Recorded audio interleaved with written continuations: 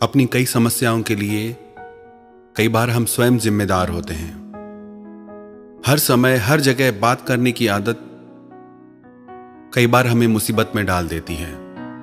कई बार ऐसा भी होता है कि हम सोचते हैं कि अब तो हमने कह दिया, अब ना चाहते हुए भी ये काम करना ही पड़ेगा।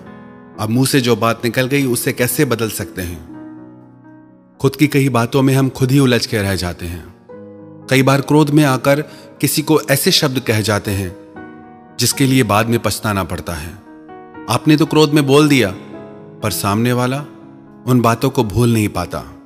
आपको शायद यह एहसास भी नहीं होता कि आपके शब्दों का उसकी दिल पे क्या असर हुआ है। कई बार मुंह से निकले शब्द रिश्तों को भी तोड़ देते हैं। इसलिए शब्द संभाल के बोलिए।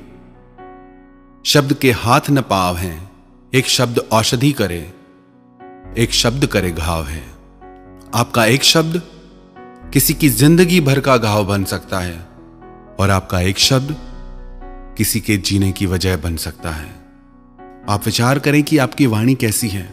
कई बार लोग कहते हैं कि हम तो सच कह देते हैं, फिर किसी को मिर्ची लगे तो लगे। आप सच कहते ही इसलिए कि किसी को चोट पहुंचे। उसको बात चुभनी चाहिए।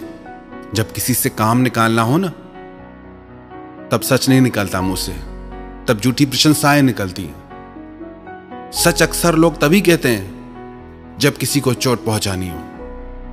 यदि आपकी वाणी मधुर नहीं, आपकी वाणी से किसी के दिल को चोट पहुंचती है, किसी का दिल टूट जाता है, तो आपको सच बोलना भी अभी नहीं आया। कटुता को मन से त्याग दो, मीठे वचन कहो, वाणी का स्वर सुधार लो, बस हो गया भजन। यदि आपकी वाणी में मिठास है तो उस वाणी की मिठास में इतना प्रभाव है कि वो आपकी पूरी जिंदगी में मिठास भर सकती है। If you don't have money in your pocket, must have Honey on your tongue. आपके पास धन हो ना हो, पर यदि आपकी वाणी मधुर होगी तो सब आपका सम्मान करेंगे। आप स्वयं भी उसी व्यक्ति का सम्मान करोगे जो मीठा बोलता है। तीखा और कड़वा बोलने वाले व्यक्ति से सब दूर भागते हैं कि कौन सुनेगा इनको। कड़वे और तीखे शब्द किसी से भी नहीं सुने जाते, आप भी नहीं सुन पाएंगे। तो आपके बोले कड़वे शब्द कोई और कैसे सुन सकता है। खुदा को भी सख्ती पसंद नहीं थी बयान में, इसीलिए तो हड्डी नहीं दी जुबान में। तो क्या बोलना है, कैसे बोलना है, कहां बोलना है, कितना बोलना है, यदि हमें इन सब बातों की समझ हो जाए तो जिंदगी की सारी उलझनों से हम दूर हो जाएं। एक बार राजा भोज अपनी रानी के महल में गए। उनकी रानी अपनी सखियों के साथ बैठ के बातें कर रही थी। तभी राजा वहां आ गए और रानी से कुछ कहने लगे। तो रानी बोली, आओ मूर्ख। यह सुन के राजा को बहुत बुरा लगा कि रानी ने मुझे मूर्ख क्यों कहा। राजा उस समय तो वहां से चला गया और अपनी सभा में आके बैठ गया। वहां जो भी आता राजा उससे कहता, आओ मूर्ख। सबको लगा कि आज राजा को क्या हो गया है, क्यों सबको मूर्ख बोल रहे हैं, पर कोई भी राजा के डर से कुछ कह नहीं पाया। फिर उनकी सभा में कालिदास जी आए, जो भारत में संस्कृत के महान कवि भी माने जाते हैं। राजा ने उन्हें भी कहा कि आओ मूर्ख। तो कालिदास जी ने उनसे कहा, जो खाते हुए चलता है, जो बातें करते करते हंसता है, जो बीती बातों का शौक करता है और जो अपने किए गए काम का अभिमान करता है और जो दो व्यक्तियों के बीच आके बोलता है, इन पांचों को मूर्ख कहा जाता है। और मैंने इन पांचों बातों में से ऐसी कोई क्रिया नहीं की, ऐसी कोई हरकत नहीं की, आप मुझे मूर्ख क्यों कहते हो। तब राजा को समझ में आया कि रानी ने मुझे मूर्ख इसलिए कहा क्योंकि वो अपनी सखियों से बातें कर रही थी और मैं बीच में बोला। तो कहां बोलना है, कब बोलना है, कैसे बोलना है, कितना बोलना है, यदि हमको इस चीज की समझ नहीं होगी तो हमारे बोलने से हमेशा कोई ना कोई उलझन खड़ी हो जाएगी। आप कभी विचार करना, जितना भी आप बोलते हैं, क्या आपको उतनी बातें करने की जरूरत है। कभी ध्यान देना, जितना भी आप सारे दिन में बोलते हैं, यदि आप उसका 90% ना भी बोलें तो भी आपका काम चल जाएगा। जो इंसान बहुत ज्यादा बोलता है, सब उससे दूर भागते हैं कि इसके पास बैठे तो उसकी बातें सुननी पड़ेगी, तो उतना ही बोलें जितना जरूरी हो। उतना बोलें जितना लोग आपको सुनना चाहें। मौन में बड़ी ताकत है। यदि कोई मूर्ख व्यक्ति मौन करके बैठ जाए तो वो भी लोगों को विद्वान सा लगता है। ज्यादा बोलने वाले लोग अक्सर उलझनों में फंस जाते हैं। आप कभी एक प्रयोग करके देखना, कहीं 4 लोग आपस में बातें कर रहे हो, वहां आप खड़े होकर सिर्फ उनकी बातों को सुनना, पर खुद कुछ मत बोलना। थोड़ी देर में आपको लगेगा कि कितनी फालतू बातें कर रहे हैं ये लोग, कोई मतलब नहीं इन बातों का। पर जब आप खुद भी उनके साथ बातों में लग जाते हो तब आपको पता भी नहीं चलता कि आप स्वयं भी व्यर्थ की बातें कर रहे हो। हमारी जिंदगी के कितने झगड़े दूर हो जाएं अगर हम ये सीख जाएं कि कब चुप रहना है और कब बोलना है। हर जगह चुप रहना भी अच्छा नहीं, हर जगह बोलना भी अच्छा नहीं। हमने देखा है लोगों को कि किसी की कही बातों को कई बार वो जीवन भर नहीं भुला पाते, हृदय में बैठ जाते हैं शब्द। किसी के प्रिय वचनों को लोग हृदय में बिठा लेते हैं, कई बार किसी की कही कड़वी बातों को भी लोग हृदय से निकाल नहीं पाते। आपको आपके जीवन में कौन सा स्थान मिलेगा वो आपके बोलने पे निर्भर करता है कि आप कैसे बोलते हैं। आपके बोलने पे निर्भर करता है कि आपको सम्मानजनक जीवन मिलेगा या आपको अपमान मिलेगा। आपके बोलने पे निर्भर करता है कि लोग आपको प्यार करेंगे या लोग आपसे परेशान रहेंगे। और चीजों की चाहे हमें समझ हो या नहीं हो, पर इतना जरूर करें कि अपनी बोलचाल को थोड़ा संयमित करें, सभ्य करें। जितना हम बोलते हैं उतना बोलने की हमें जरूरत नहीं। यदि हमारे पास धन है, अगर हम जरूरत से ज्यादा खर्च करेंगे तो हो सकता है एक दिन हमें तकलीफ हो जाए। ऐसे ही वाणी है, जरूरत से ज्यादा इसका उपयोग करने पर हमें परेशानियों का सामना करना पड़ता है। कई बार लोग कहते हैं कि अच्छा हुआ उस परिस्थिति में हम चुप रहे, हम बच गए, क्योंकि हमने कुछ बोला ही नहीं। यदि बोलते तो फंस जाते। हम कई बार बोल के खुद को खुद फंसा लेते हैं, फिर कहते हैं क्या करें। तो अपनी वाणी को संयमित कीजिए और उतना बोलिए जितना जरूरी हो, और वो बोलिए जिससे आपका भला हो, जिससे औरों का भला हो, जिससे सबका भला हो। किसी की दिल टूट जाए ऐसी वाणी मत बोलिए। हां, सच बोलिए, सच बोलना भी चाहिए, पर अपनी सच्चाई में थोड़ी मधुरता भी लाइए। आप अपनी वाणी को ऐसा बनाइए कि हर कोई आपको सुनना चाहे कि थोड़ा और बोलो।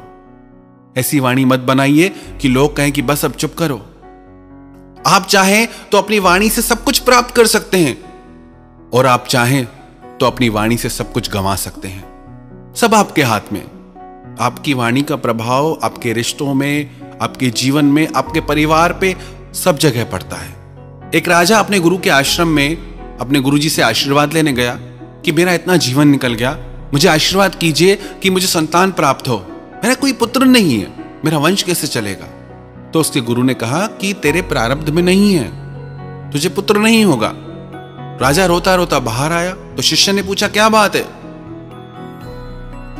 तो राजा ने बोला मेरा कोई पुत्र नहीं है, मैंने गुरुजी से कहा कि मुझे पुत्र चाहिए। तो गुरुजी बोले तेरे प्रारब्ध में संतान है ही नहीं। वो गुरु समर्थ थे तो शिष्य भी समर्थ था। गुरु के सानिध्य में रह के उसे भी शक्तियां प्राप्त हो गई। वो बोला कोई बात नहीं, गुरुजी आपको संतान नहीं दे रहे, मैं दे सकता हूं। राजा तो जिससे प्रसन्न हो गया बहुत। राजा बोला आप जो कहोगे मैं दूंगा, पर मुझे संतान चाहिए। तो गुरुजी के शिष्य ने उसे कहा कि मैं तुम्हें आशीर्वाद देता हूं, वरदान देता हूं कि तुम्हें पुत्र जरूर होगा। फिर वो शिष्य अहंकार में भर के अपने गुरुजी के पास आया और कहने लगा कि आपने तो राजा को संतान नहीं दी, पर मैंने दे दी। गुरुजी बोले बेटा तू समझा ही नहीं, उसके भाग्य में संतान है ही नहीं। अब तूने आशीर्वाद दिया है, वरदान दिया है, तो तुझे ही इसका पुत्र बनना पड़ेगा, क्योंकि उसके भाग्य में तो है ही नहीं। और तेरा वचन असत्य नहीं हो सकता, क्योंकि तूने मुझसे शिक्षा ली है, तो तेरा जल्दी ही यह शरीर छूटेगा और तू उसका बेटा बनेगा। जब शिष्य ने यह बात सुनी तो रोने लगा कि ये मैंने क्या कर दिया। फिर गुरुजी के चरणों में गिर के माफी मांगने लगा कि अब क्या उपाय है। गुरुजी बोले अब तूने बोल दिया है तो ये होके ही रहेगा, पर जब तक तू कुछ बोलेगा नहीं तब तक तू जीवित रहेगा। जैसे ही तू कुछ बोलेगा तू वापस उस देह से मुक्त हो जाएगा, तेरे को मोक्ष मिलेगा। और कुछ दिन में ऐसा ही हुआ, शिष्य का शरीर छूटा और राजा को पुत्र की प्राप्ति हुई। राजा बहुत प्रसन्न था, पुत्र धीरे धीरे बड़ा होने लगा, युवा होने लगा, पर वो कुछ बोलता ही नहीं था, चुप चुप रहता था। राजा को बड़ी चिंता हुई। उसने देश विदेश के वैद्यों को, हकीमों को दिखाया, पर उसकी आवाज न निकले। राजा ने बोला, जो भी मेरे पुत्र को बुलवा देगा, उसकी वाणी को जागृत कर देगा, उसको मैं अपना आधा राज्य दे दूंगा। धीरे धीरे पुत्र युवा हो गया। एक दिन ये राजकुमार अपने अंगरक्षकों के साथ वन में गया। वन में इस राजकुमार ने देखा कि एक पेड़ पे दो पक्षी थे। वहां एक शिकारी आया, उसने एक तीर चलाकर एक पक्षी को मार दिया, पर उसे दूसरा पक्षी दिखा नहीं, क्योंकि वो छुप के बैठा था। पर थोड़ी देर में उस पक्षी ने आवाज की। जैसी आवाज की, उसकी आवाज पे शिकारी ने दूसरा तीर चलाया और उस पक्षी को भी मार गिराया। यह देख के वो राजकुमार चिल्लाने लगा, बोलने लगा कि बोला तो मरा, बोला तो मरा। कई बार उसने ऐसा बोला। सब अंगरक्षक ये देख के चकित रह गए। वो राजा के पास दौड़ के आए कि राजकुमार बोला। तो राजा ने अपने बेटे से कहा कि बोल के दिखाओ, पर अब राजकुमार कुछ बोले ही नहीं। तो राजा को लगा अंगरक्षकों ने मिलकर ये योजना बनाई है कि झूठ झूठ हम राजा को बताएंगे और आधा राज्य प्राप्त कर लेंगे। राजा ने कहा कि आप लोगों ने झूठ बोला, इसीलिए आप सब लोगों को मैं फांसी पे चढ़ाऊंगा। जैसे ही राजा ने यह फरमान जारी किया, तो अब राजकुमार फिर बोलने लगा कि बोला तो मरा, बोला तो मरा। अब तो राजा भी हैरान हो गया कि राजकुमार बोलने लगा और बस एक ही शब्द बोलता जाए कि बोला तो मरा। तो राजा ने कहा कि आप ये क्या बोलते हो? आपने आज तक जीवन में बात नहीं की और आप बोलते हो बोला तो मरा। तो राजकुमार बोला कि मैं कोई आपका बेटा नहीं हूं, मैं उस गुरु का शिष्य हूं जिसने आपको वरदान दिया था। गुरुजी ने आपको मना किया, पर मैं बोला तो मैं मरा। मुझे आपका पुत्र बनना पड़ा। वन में एक पक्षी पेड़ के पीछे छुप के बैठा था, पर जैसे ही वो बोला, वो भी शिकारी के हाथों मरा। इधर ये अंगरक्षक बिल्कुल सुरक्षित थे, पर जैसे इन्होंने बोला मेरे बारे में, तो इनको भी फांसी लगने लगी। बोला, महाराज, अब मैंने भी बोला है तो मेरा जीवन यहीं पूरा होता है। कई बार हम अपने बोलने की वजह से ऐसी ऐसी बातों में फंस जाते हैं जिनसे हमारा दूर दूर तक कोई लेना देना नहीं होता। आप यदि ये सीख जाएं किससे बोलना है, क्या बोलना है, कितना बोलना है, तो आपकी जिंदगी की सारी परेशानियां दूर हो जाएंगी। आपकी जिंदगी की अधिकतर उलझनें आपके बोलने के वजह से ही आपके जीवन में है। माता पिता से क्या बोलना है, गुरु से क्या बोलना है, बच्चों से क्या बोलना है, बीवी से क्या बोलना है, मित्रों से क्या बोलना है, समाज से क्या बोलना है। हर किसी से आप एक जैसी बात नहीं कर सकते। ये विवेक यदि आप सीख जाएं, तो आपका जीवन संवर जाए। तो अपनी वाणी को सुधारिए। यदि आप अपनी वाणी सुधारेंगे, तो आपका जीवन भी संवर जाएगा। यदि आपको बोलने की कला आ जाए, तो आप दुनिया जीत सकते हैं। यदि आपको बोलना आ गया, तो पक्की बात है, आपको जीना आ गया।